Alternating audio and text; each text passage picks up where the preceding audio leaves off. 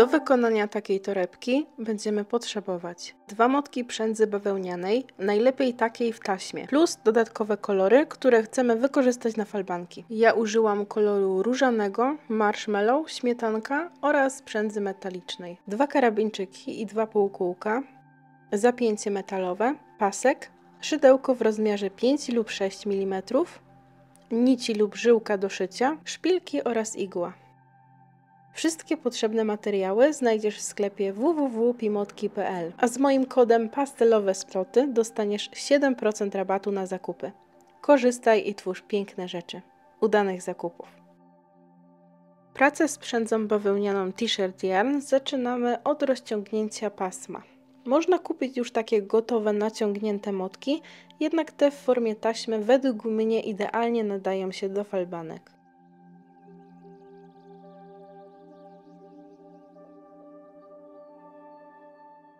Torebka, którą robię w tym filmie, ma małe wymiary. Możesz to z łatwością dopasować do indywidualnych potrzeb. Wystarczy zrobić więcej oczek łańcuszka na początku i ewentualnie więcej rzędów. Mój łańcuszek początkowy ma 17 oczek.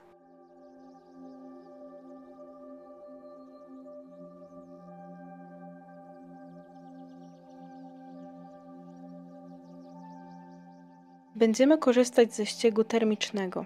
Jest bardzo prosty i daje ultra sztywny efekt, dzięki temu idealnie nadaje się na tego typu torebki. W pierwszym rzędzie robimy zwykłe półsłupki. Zaczynamy od drugiego oczka od szydełka.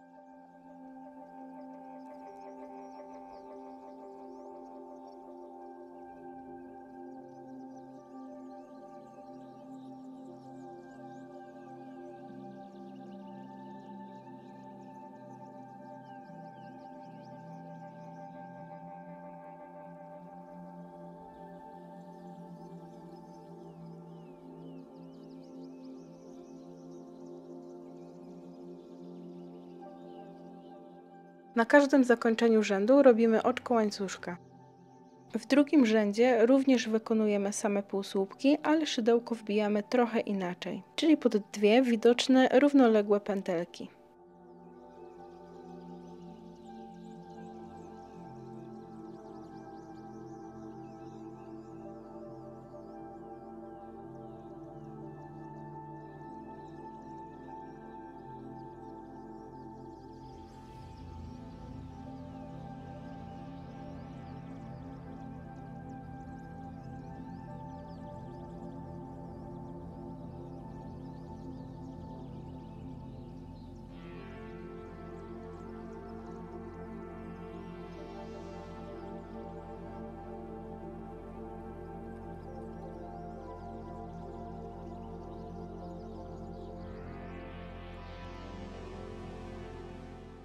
Zwracaj uwagę, żeby nie gubić oczek na końcach rzędów.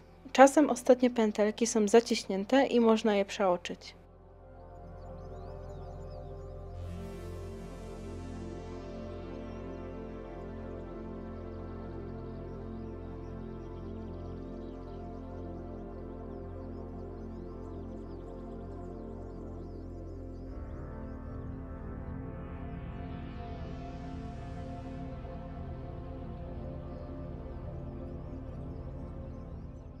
Od teraz aż do samego końca panelu każdy rząd wykonujemy dokładnie w ten sam sposób.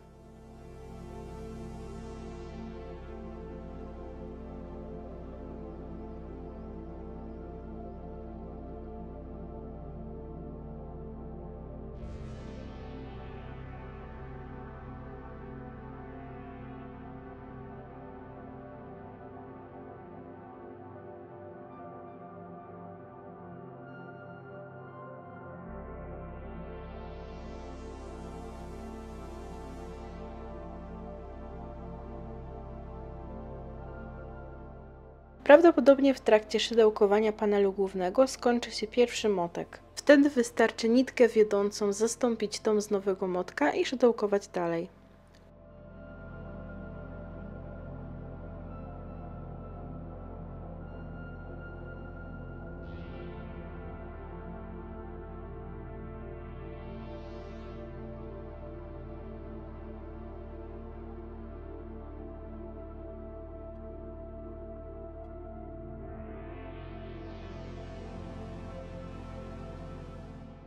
później warto wciągnąć końcówki do środka ściegu, żeby bardziej je zabezpieczyć i ukryć. Mój panel ma po 30 rzędów po jednej i po drugiej stronie, a w ostatnim z rzędów zamieniam półsłupki na oczka ścisłe.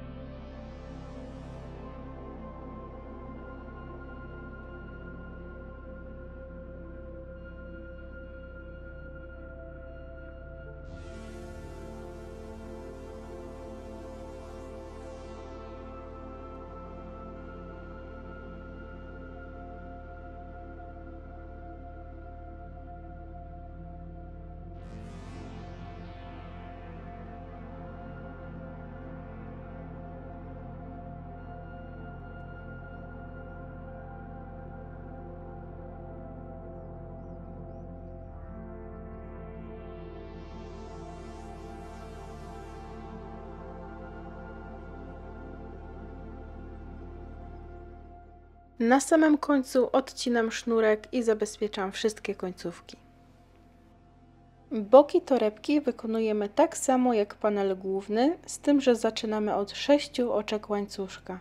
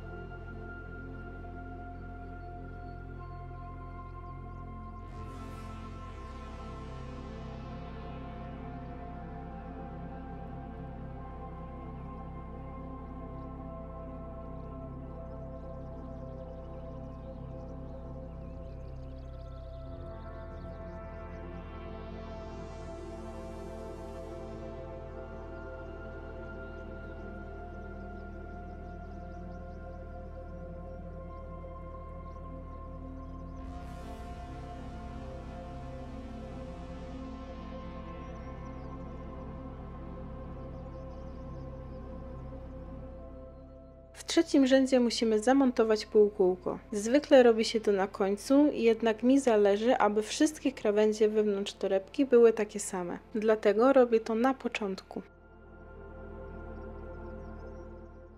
Robimy po jednym wolnym półsłupku na początku i końcu rzędu, a przy 3 środkowych mocujemy półkółko.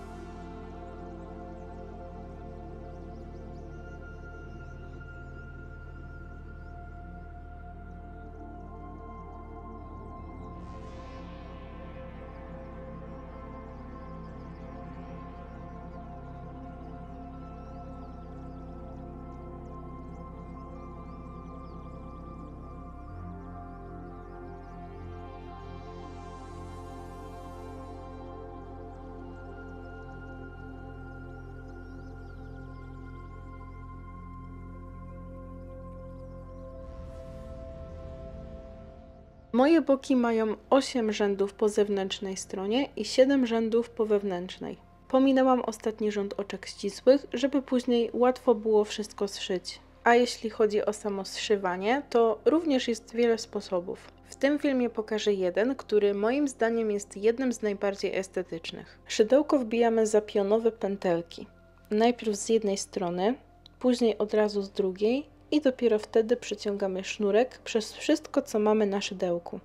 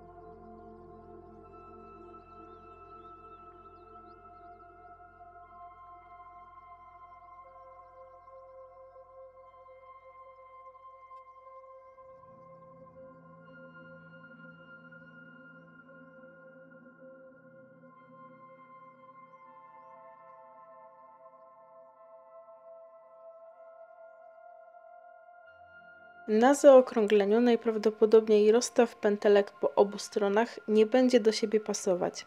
Wtedy na spokojnie można jedno oczko na przykład pominąć, tak żeby wszystko było płynne i nic się nie uciągało.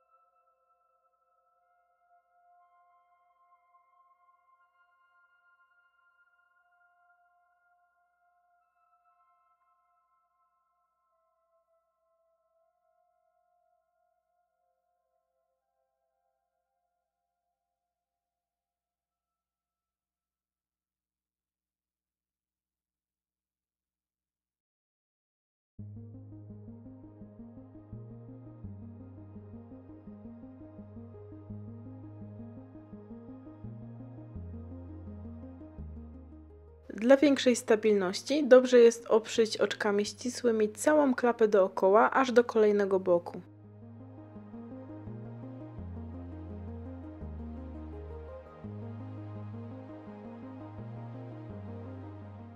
Aby przyszyć boki równo, najlepiej jest dobrze wymierzyć odległości i wspomóc się znacznikami.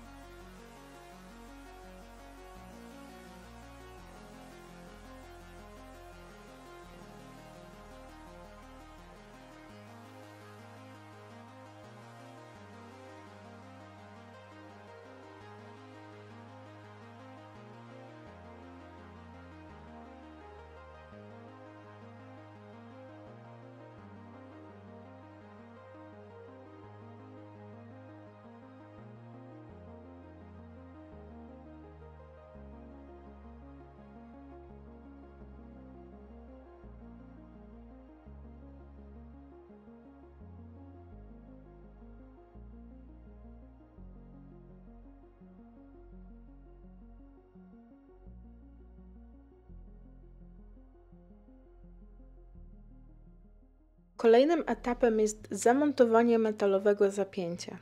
Nie ma znaczenia, jak zapięcie będzie wyglądało oraz czy będzie na ząbki czy na śrubki, chociaż ja wybrałam te z ząbkami, bo łatwiej jest je zamontować.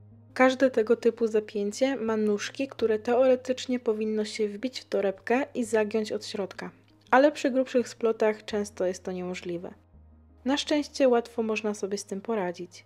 Potrzebne są 2 wystarczająco długie kawałki przędzy lub sznurka. Przekładamy je na krzyż, nakładamy blaszkę i zaciskamy nóżki.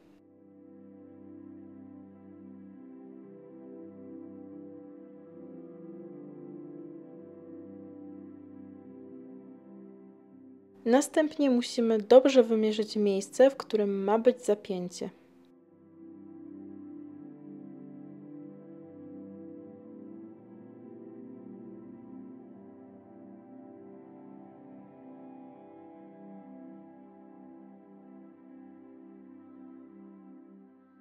Przeciągamy sznurki do środka torebki, mocno zawiązujemy i zabezpieczamy końcówki.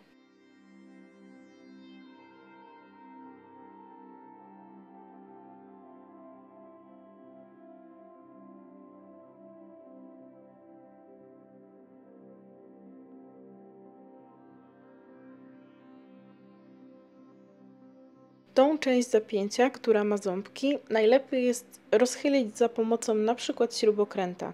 Wtedy łatwiej jest wcisnąć ją do klapy.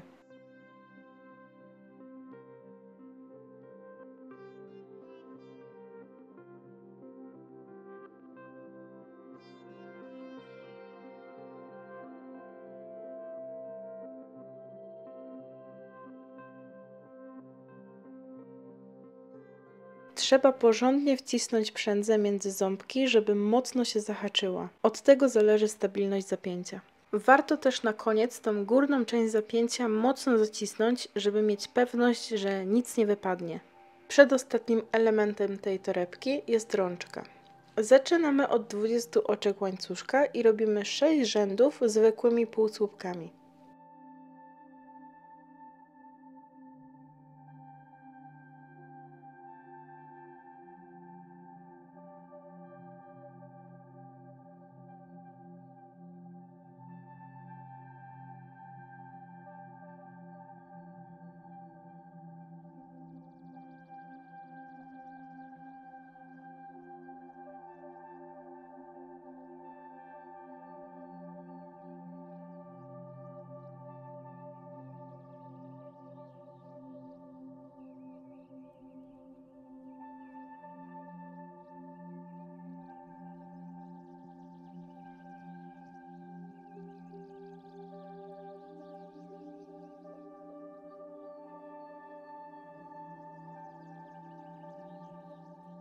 Kiedy panel jest gotowy, zginamy go na pół i zszywamy obie strony oczkami ścisłymi.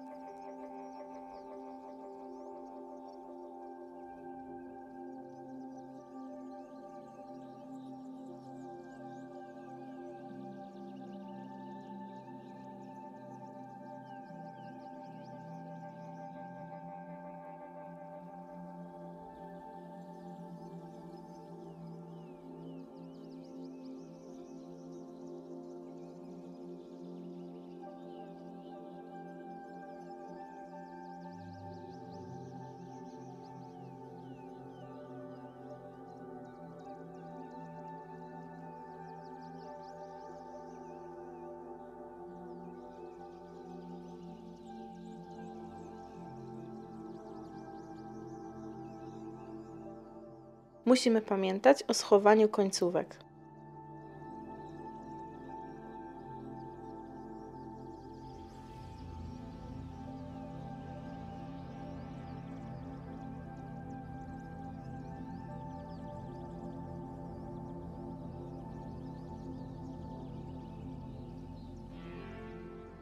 Przypinamy karabinczyki i wpinamy rączkę do torebki.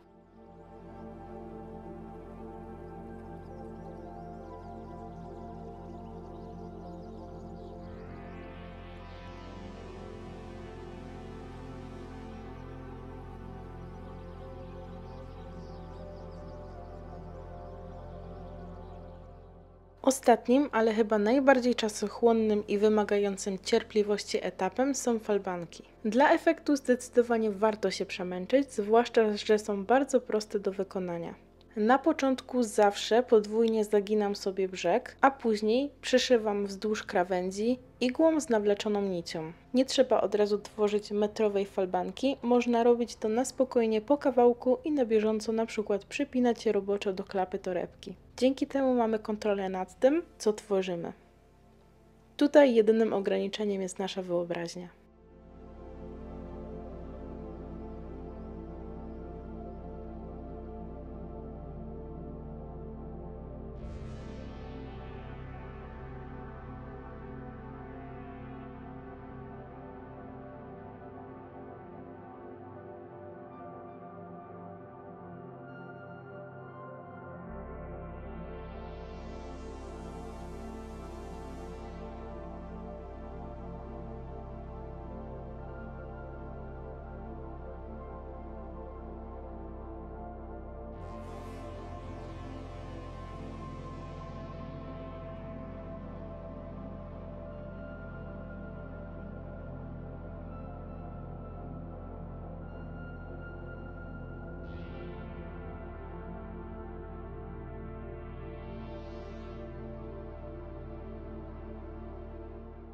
Falbanki dobrze jest zakończyć tak samo jak na początku. Odcinamy przędzę z zapasem, zaginamy 2 razy i porządnie zszywamy.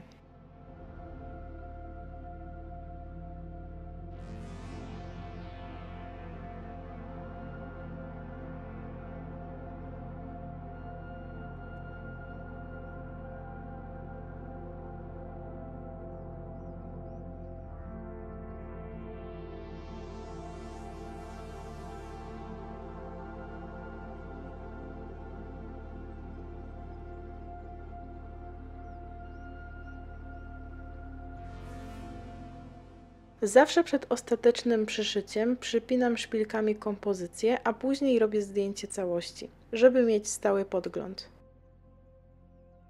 Wisienką na torcie jest ostateczne przyszycie falbanek. To bardzo wymagający etap i warto uzbroić się również w naparstek lub jakieś małe kleszcze np. do biżuterii, żeby pomagać sobie przepychać igłę. A jeśli boisz się, że nitka, którą szyjesz, będzie zbyt widoczna, możesz użyć do tego żyłki do szycia.